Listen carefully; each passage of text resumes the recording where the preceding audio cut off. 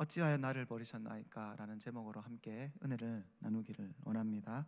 오늘 우리가 읽은 본문은 우리 예수님께서 십자가에서 행하신 일을 예언하는 가장 대표적인 구약 본문 중에 하나입니다.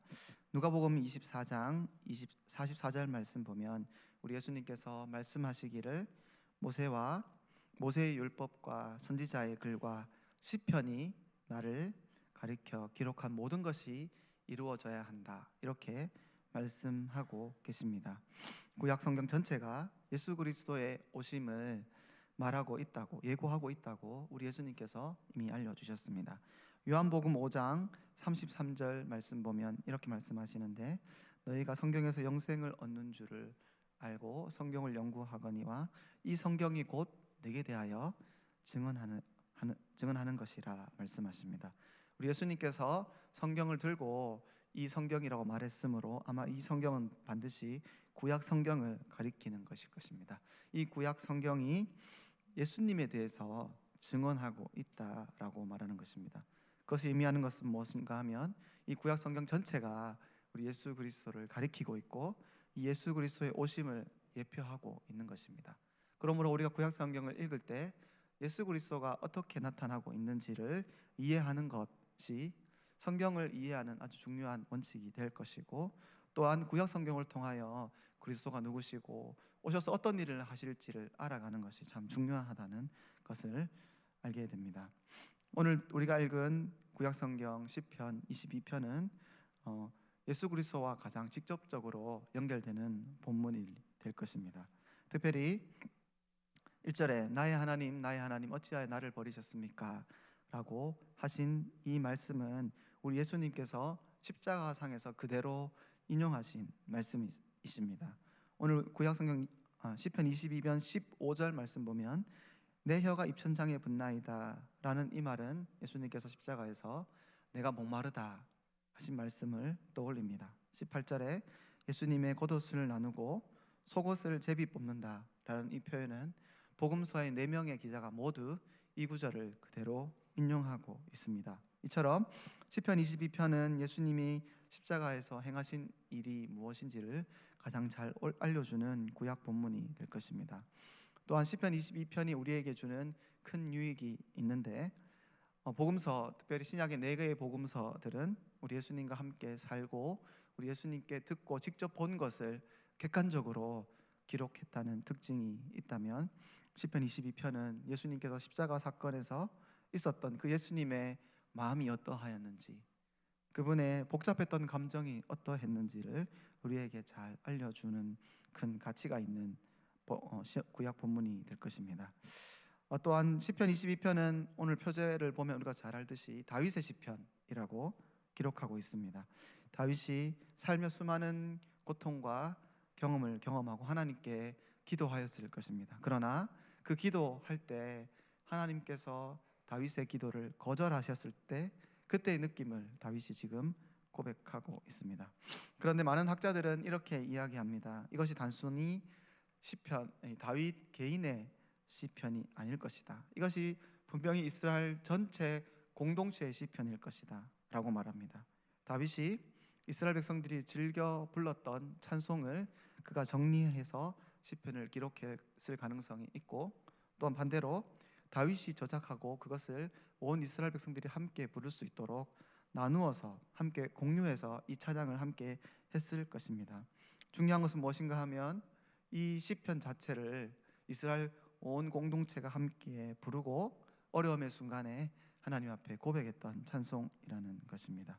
이스라엘 백성들의 인생을 살며 하나님 앞에 힘든 순간이 있을 때마다 간절히 기도했는데 그 기도가 하나님 앞에 거절당하고 있다는 느낌을 받을 때마다 이 시편 22편의 말씀을 묵상하며 하나님 어찌하여 나를 버리십니까? 이렇게 고백했다는 것입니다. 그런데 중요한 것은 우리 예수님께서 십자가에서 죽으실 때 이 시편 22편 이 말씀, 특별히 1절 말씀을 그대로 인용하신다는 것이죠. 나의 하나님 어찌하여 나를 버리십니까? 라는 이 구절을 그대로 인용하고 계신 것입니다. 우리 예수님께서 이 말씀 시편 22편 1절 말씀을 그대로 암송하고 인용하신 이유는 무엇인가 하면 우리 예수님께서 자신이 처해 있는 그 상황, 십자가에서 달려 있고, 그런데 하나님께서 이 잔을 내게서 옮겨달라고 고백하며 기도했던 그 기도가 거절되어지는 그 상황에 자신의 상황과 이 시편이 상황이 동일하다고, 자신의 상황을 이 시편에 동일시하고 있는 것입니다. 우리 예수님의 자신의 상황과 특별히 이스라엘 백성들이 고백했던 그 상황이 동일하다는 것을 자신의 고백을 통하여 시편과 동일시하고 있고 이스라엘 백성들과 동일시하고 있는 것입니다. 즉 이스라엘 백성들이 경험한 고통과 아픔, 그리고 하나님께 기도했지만 하나님께 버려졌다는 그들이 받았던 느낌, 이스라엘 백성들이 느꼈던 그 좌절감을 대표해서 십자가에서 우리 예수님께서 표현하고 계신 겁니다. 죄로 말미암아 이스라엘 백성들은 하나님께로부터 완전히 분리된 경험을 받았습니다. 하나님께로부터 완전히 버려진 느낌을 그들이 경험하며 살았습니다. 그런데 우리 예수님께서 지금 이 십자가에서 나의 하나님 어찌하여 나를 버리십니까? 라고 고백하는 것은 예수님의 그 개인의 기도가 거절되어진 것 때문에 속상해하는 것이 아니라 죄로 말미암아 하나님께 버려진 온 이스라엘 백성들을 대표하여, 하나님께 버려진 온 이스라엘 백성들을 대표해서, 그리하여 버려진 그 이스라엘 백성들, 상처받은 이스라엘 백성들을 대표하여 하나님 앞에 나아가서 시편 22편 1절을 붙잡고 부르짖고 있는 것입니다. 우리 예수님께서 이 땅을 사시며 하나님께서 버려져야 했던 그 이스라엘 백성들을 대표해서 그들의 기도 제목을 붙잡고 그 버려짐의 자리로 들어가신 것입니다. 그러므로 시편 22편을 인용하신 것은 우리 예수님께서 내가 지금 너무 아프다라고 고백하는 의미일 수도 있지만, 내가 지금 너희의 아픔을 짊어지고 너희의 고백을 붙잡고 내가 이 버려짐의 자리로 들어가고 있다라고 말씀하시는 것입니다. 또한 오늘 본문은 시편 기자, 특별히 이 고백을 했던 이스라엘 백성들의 신학적인 갈등, 고민을 표현하고 있습니다. 1절과 2절에 하나님 어찌하여 나를 버리십니까? 밤낮 부르짖어도 하나님 어찌하여 응답하지 않으십니까? 이렇게 고백하고 3절, 4절, 5절 말씀에 그가 이렇게 고백합니다. 이스라엘의 찬송 중에 계시는 주여, 주는 거룩하시나이다.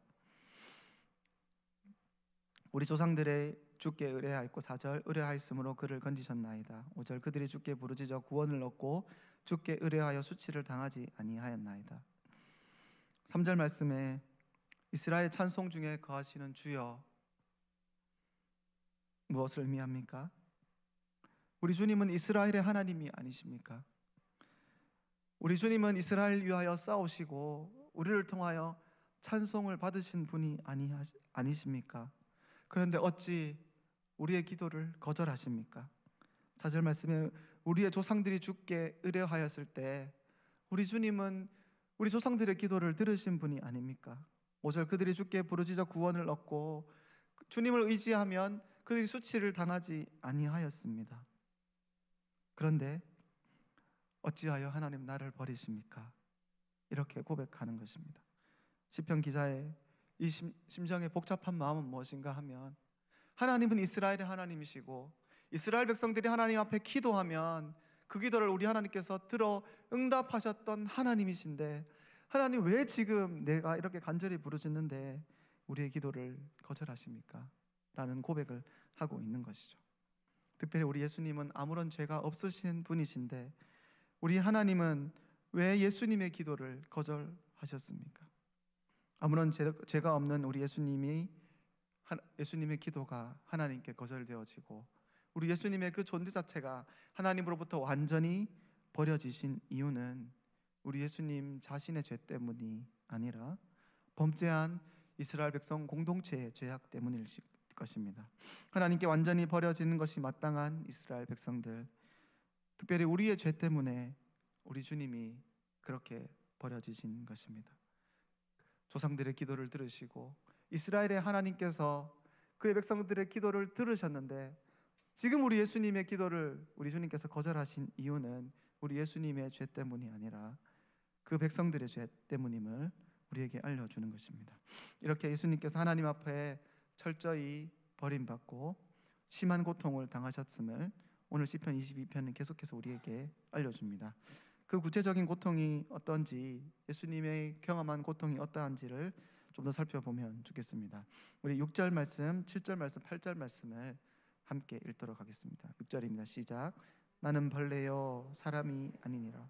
사람의 비방거리요 백성의 조롱거리니이다. 나를 보는 자는 다 나를 비웃으며 입술을 삐죽거리고 머리를 흔들며 말하되 그가 여호와께 의탁하니 구원하실 걸, 그를 기뻐하시니 건지실 걸 하나이다. 아멘. 오늘 본문은 우리 예수님께서 십자가 지시며 경험한 고통, 특별히 그의 마음이 어떠한지를 기록해 주고 있습니다.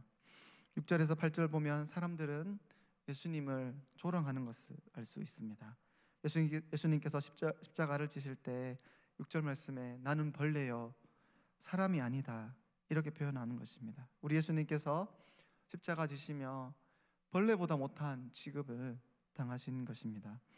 우리 예수님 십자가 지기 전에 짐승처럼 매 맞으셨고 사람들은 예수님을 함부로 대하였습니다. 로마 군병들은 날카로운 뼈조각이 박힌 끈으로 예수님을 계속해서 때렸습니다.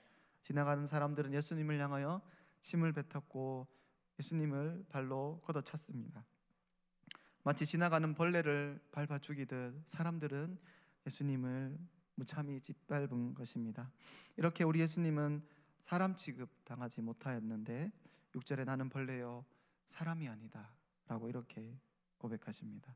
특별히 우리 예수님께서 재판 받으셨던 과정을 살펴보면 정당한 인간이 받을 수 있는 최소한의 권리도 받지 못하셨습니다.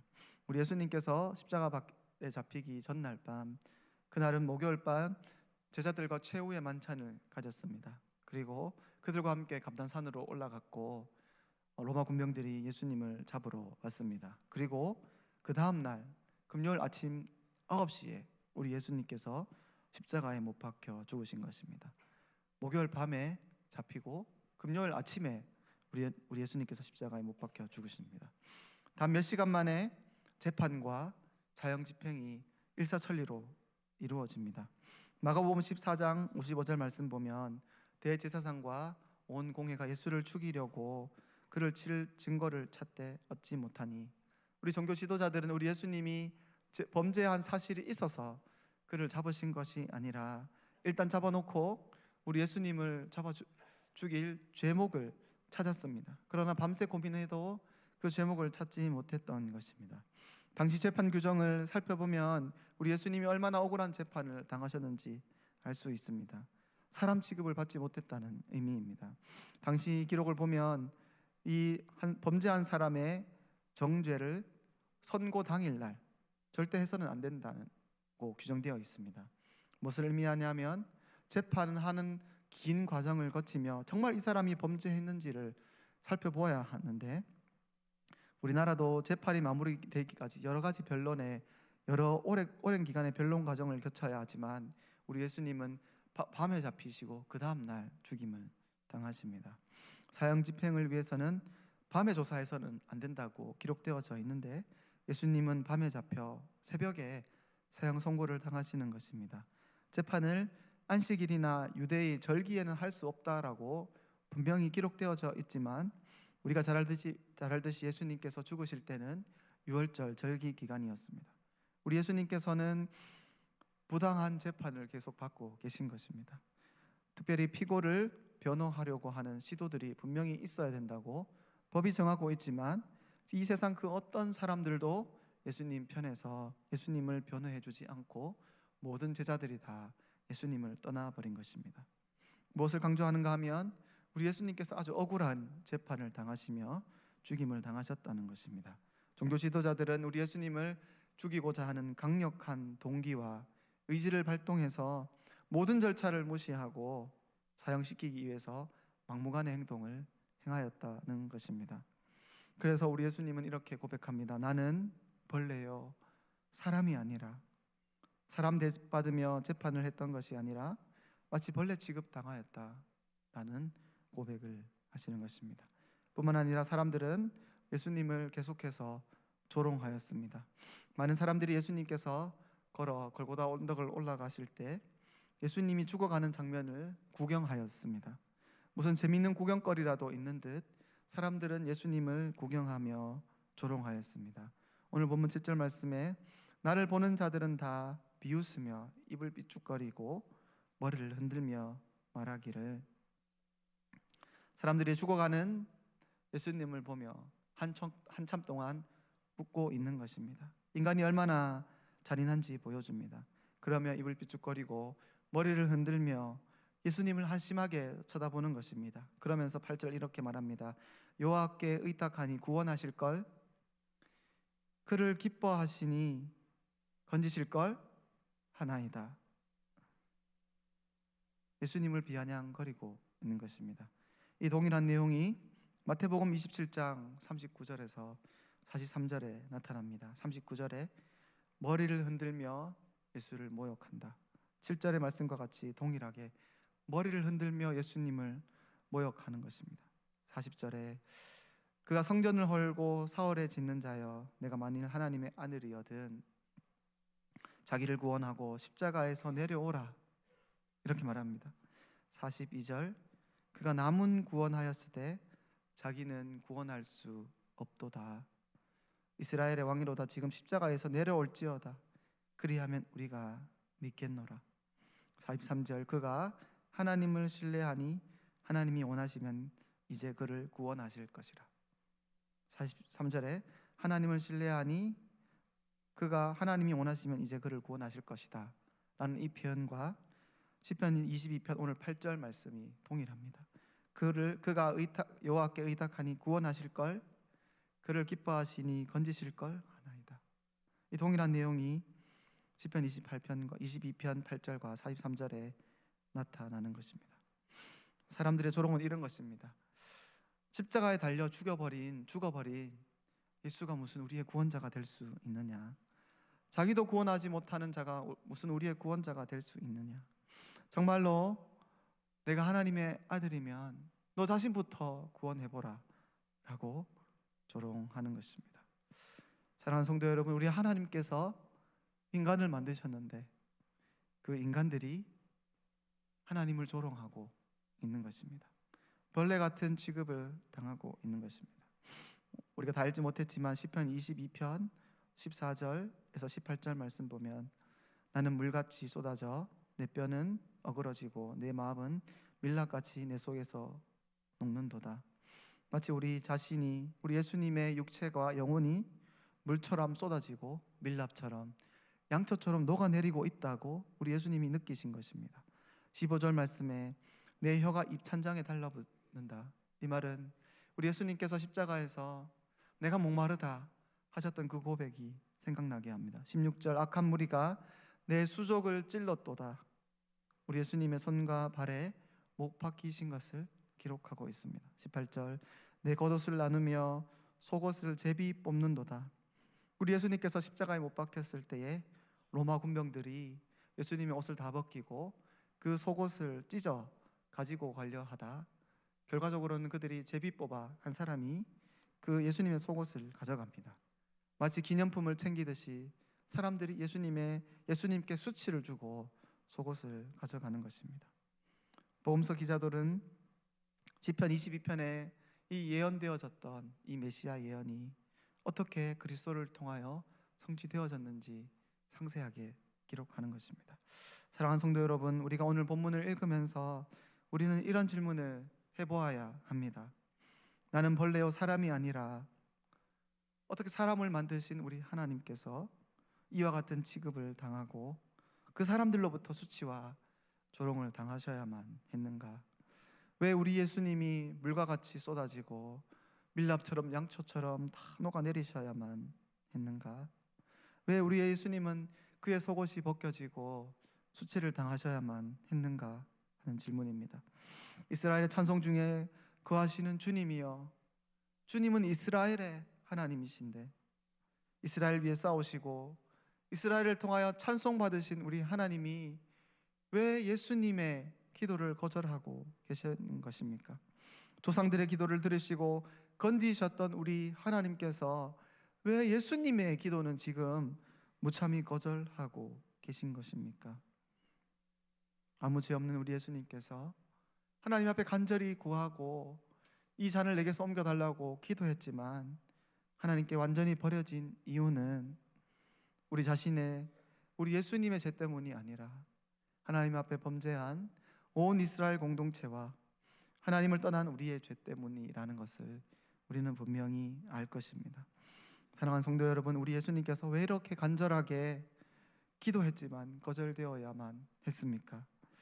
나의 하나님, 나의 하나님, 어찌하여 나를 버리십니까? 우리 예수님께 가장 고통스러웠던 것은 분명 그의 육체적인 고통도 있고 사람들의 조롱도 그것이 우리 예수님에게 매우 힘든 일이었지만 우리 예수님께 가장 고통스러운 것은 하나님께로부터 버려지는 것일 것입니다. 우리 예수 그리스도, 그분은 성부 하나님으로부터 한 번도 버려진 적이 없는 분이십니다. 성부, 성자, 성령 삼위 하나님은 서로 구분되어지지만 절대로 나누어질 수 없는 삼위일체로 존재하십니다. 이 세상 그 어떤 것도 흉내낼 수 없는 완전한 연합과 완전한 하나됨으로 존재하시는 분이 우리 하나님이십니다. 그 완전한 연합 안에 완전한 사랑이 있고 그 완전한 연합 안에 완전한 친밀함이 있는 그런 관계로 우리 성부, 성자, 성령 하나님이 존재하십니다. 그런데 우리 하나님께서 그의 아들이신 성자 예수님을, 그분 안에 있는 완전한 연합을 떼뜨리시는 것입니다. 그러면서 우리 예수님은 하나님으로부터 완전히 분리되어 주시고 완전히 단절되어진 그 사랑의 관계가 끊어져 버린 것입니다. 그때 우리 예수님은 참을 수 없는 외로움과 고독에 사로잡혀 계신 것입니다. 우리는 단 한 번도 하나님과 그 예수님 사이에 있는 완전한 사랑과 하나됨을 경험해 보지 못했기 때문에 그 예수님의 고통이 얼마나 고통스러운지 우리는 다 체감하지 못하지만 사랑한 사람을 잃어버린 것과 같이 우리 예수님 그보다 더 깊은 외로움과 고독과 두려움에 빠진 것이 분명합니다. 한 번 더 질문합니다. 우리 예수님께서 왜 하나님으로부터 이렇게 버려져야만 했습니까? 우리 예수님이 십자가 죽으시면서 시편 22편 1편을 인용하고 암송하십니다. 그 이유는 우리 예수님 자신의 죄 때문이 아니라 하나님 앞에 완전히 버려져야만 했던 온 이스라엘의 그 죄와 하나님 앞에 버려져야 했던 그 이스라엘의 아픔을 짊어지고 하나님 앞에 나아가고 계신다는 것을 우리에게 알려주는 것입니다. 하나님으로부터 버려져 상처받은 그 이스라엘 공동체의 그 아픔을 짊어지고 온 이스라엘의 대표가 되셔서 십자가로 걸어가셨고 온 인류의 대표가 되셔서 십자가로 그 버려짐의 자리로 우리 예수님께서 들어가신 것입니다. 이렇게 우리 주님께서 십자가에서 고통당하시고 철저하게 버려진 결과 우리가 하나님 앞에 큰 은혜를 경험하게 되었습니다. 우리 주님이 버려지셨기 때문에 우리는 이제 더 이상 하나님께 버려질 필요가 없습니다. 우리 주님께서 철저하게 버려지셨기 때문에 우리 주님이 버려지심으로 말미암아 하나님께서 우리를 그분의 아들로, 그분의 자녀로 입양해 주시는 것입니다. 우리가 다시 하나님과 완전한 사랑의 관계로 들어갈 수 있게 되었고 완전한 하나됨의 관계로 들어갈 수 있게 되어진 것입니다. 우리 예수님께서 아들의 권세를 내려놓으셨기 때문에 우리가 하나님의 자녀가 되는 권세를 얻게 되어지신 것입니다. 그러므로 우리가 그리스도의 십자가를 의지하고 하나님 앞에 나아가면 우리 하나님은 언제든지 우리를 그의 아들로 받아주시고 우리를 용납하시고 그의 사랑으로 우리를 품어주시는 것입니다. 또한 우리 주님이 탄식하시고 신음한 것이 하나님께로부터 거절당했기 때문에 이제는 우리 주님이 우리의 신음과 탄식 소리를 들으시고 우리의 기도를 들으시는 것입니다. 주님이 피 흘리신 공로로 말미암아 우리의 모든 기도가, 때로는 우리가 표현할 수 없는 그 신음마저도 우리 하나님께 들려지고 전달되어지게 되는 것입니다. 주님의 거절당하심으로 말미암아 이제는 우리가 하나님의 은혜의 보좌 앞에 담대히 나아갈 수 있는 길이 열리고 아버지를 누리고 아버지와 화목을 누리고 하나님과 사랑을 누릴 수 있는 그 은혜의 길이 열려진 것입니다.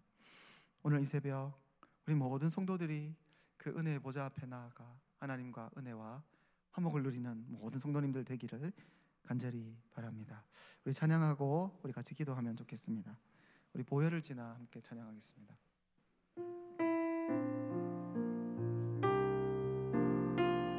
보혈을 지나 보혈을 지나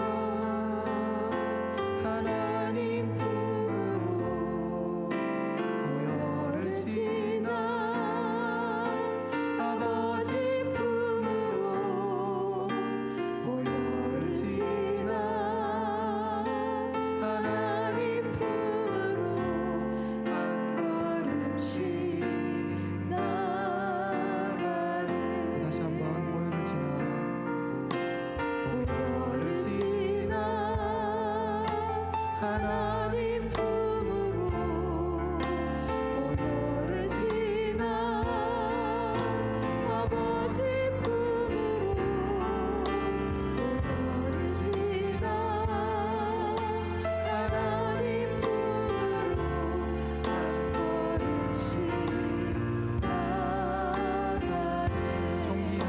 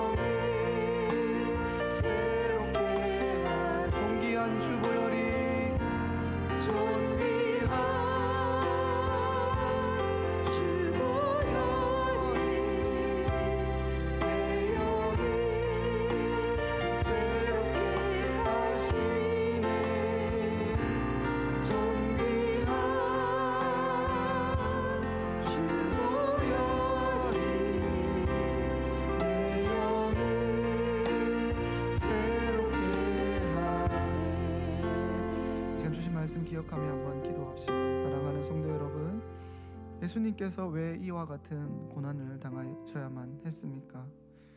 왜 우리 주님이 나는 벌레요 사람이 아니라 사람들의 비웃음과 조롱거리가 되셔야만 했습니까?